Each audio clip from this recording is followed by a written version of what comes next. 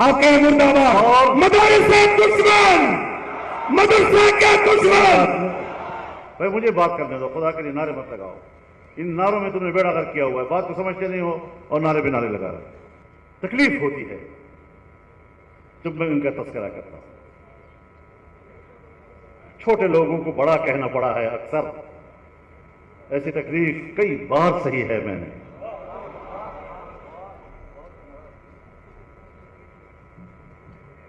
تم نے مدارس کو تقسیم کیا،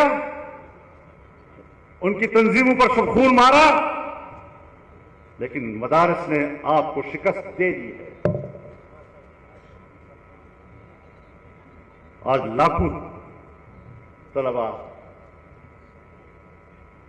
صرف وفاق المدارس کے اندر تعلیم حاصل کر رہے ہیں۔ تو پھر دمی طور پر کہتے رہے، جو بھی کوئی کرے کرے، اپنا کام کرے، اپنے کام سے آپ نے خراب کر۔ دینی مدرسے کے خلاف کوئی سازش کامیاب نہیں ہونے دی جائے گی۔ ہاں سنجیدہ ہو، آؤ جو معاہدے ہوئے ہیں اس پر عمل کرو، لیکن اگر کوئی دینی مدرسہ آپ کے ہاتھ لگا ہے تو آج تم نے اس کا حشر نشر کر دیا۔ پشاور کی اسلامیہ کالج یہ دارالعلوم الاسلامیہ کے نام سے قائم ہوا تھا، آج اس میں کوئی دارالعلوم الاسلامیہ کا تصور ہے؟ بہاولپور کا جامعہ عباسیہ جہاں مولانا شمس الحق افغانی رحمہ اللہ تعلیم دیتے تھے، جہاں مولانا مفتی حسن تعلیم دیا کرتے تھے، بریلوی مکتب فکر کے جید علماء کرام وہاں تعلیم دیتے تھے، آج کہاں ہے وہ جامعہ؟ جب تمہارے ہاتھ لگا تو کیا اس کی وہ حیثیت رہی؟ نام و نشان تک نہیں۔ تو پاکستان کی تاریخ میں جو بھی ادارہ آپ کے ہاتھ لگا ہے اس کی دینی علوم کی حیثیت ختم کر دے تم لوگ، تو ہم کیسے آپ کا اعتماد کریں؟ سلیقے سے آؤ، سنجیدگی سے آؤ، جو طے ہوا ہے اس پر عمل کرو، بسم اللہ۔ کیونکہ میں اپنے ایک سوچ رکھتا ہوں اور اب علماء کرام کے اس اجتماع کے سامنے میں رکھنا چاہتا ہوں کہ علم کی جو تقسیم ہے یہ کس نے پیدا کی؟ اللہ رب العزت نے تو مطلقاً فرمایا ہے وَعَلَّمَ آدَمَ الْأَسْمَاءَ كُلَّهَا، حضرت آدم کو سب چیزوں کا علم دیا گیا، اور جب حضرت آدم کو سب چیزوں کا علم دیا گیا تو اس کا معنی یہ ہوا کہ بنی آدم کے اندر ہر چیز کا علم حاصل کرنے کی صلاحیت اور استعداد پیدا کر۔ چنانچہ آج کی دنیا کے نئے ایجادات، نئے انکشافات، سائنسی ترقی، یہ سب کچھ اسی وعلم آدم الاسماء کلھا کا مظہر ہے۔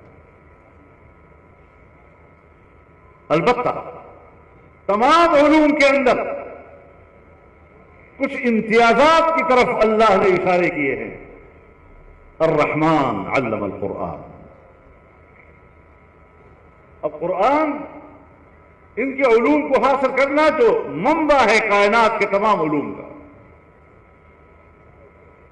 تمام نظام ہے حکومت، شریعت، سیاست، سارے علوم کا مجموعہ قرآن کریم ہے، سائنسی علوم کا خزینہ قرآن کریم ہے۔ انبیاء کرام کو یہ علوم دیے گئے اور ان علوم کے کامیاب مظاہرے انبیاء کرام کے ہاتھوں سے ظاہر ہوئے۔ ہم تو علم کی تقسیم کے قائل ہی نہیں ہیں، لیکن اگر آپ کا اعتماد کریں اور آپ کے حوالے کریں تو نہ قرآن رہے گا، نہ حدیث رہے گی، نہ فقہ رہے گا، نہ دین رہے گا۔ آج بھی حکمرانوں کے زیر سایہ اور بین الاقوامی اسٹیبلشمنٹ کی خواہش کے مطابق ایسے اسکالر آئے دن میڈیا پر ان کا پرچار ہوتا ہے کہ وہ شریعت کی وہ تعبیر کریں جو مغرب کے لیے قابل قبول ہے۔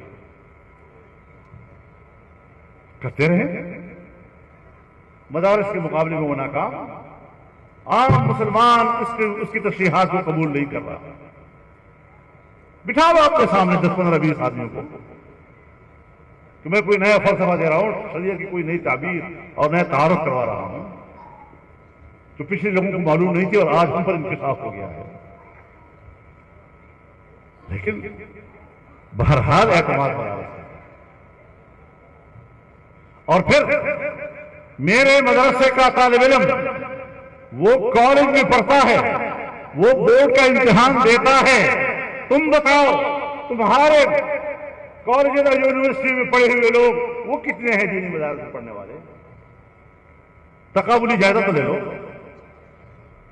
اور جس شرح کے ساتھ میرے مدرسے کے طالب علم بورڈ کا امتحان دیتا ہے، کالج اور یونیورسٹی کا امتحان دیتا ہے، تو پھر اس نے صرف امتحان نہیں دیا، اس نے اس ٹیلنٹ کو دنیا میں متعارف کرا ہے کہ 3 سال مسلسل میرے طالب علم کے بچے نے آپ کے بورڈ کو ٹاپ کیا. ذہانت بھی ہم آپ کو. لہذا یہ مسئلہ اس طرح نہیں ہے کہ آپ جیسے چاہیں اس طرح طے ہو جائے گا. 26ویں صدی کے ساتھ متصل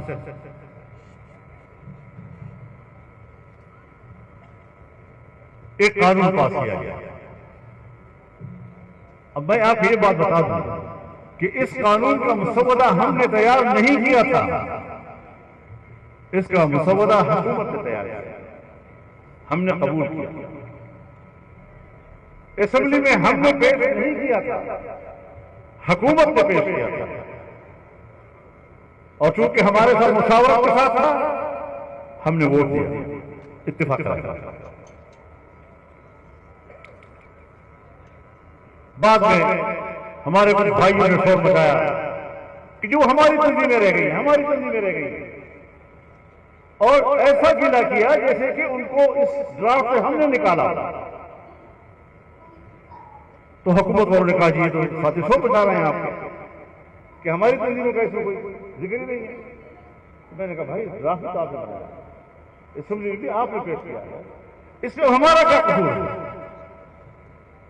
تو انہوں نے کہا نہیں جی ان کا بھی کوئی ذکر ہو جائے، کوئی مدرسہ اگر وہاں پر رجسٹر ہونا چاہے تو آپ کو کیا اعتراض ہونا چاہیے؟ ہم نے کہا کوئی نہیں.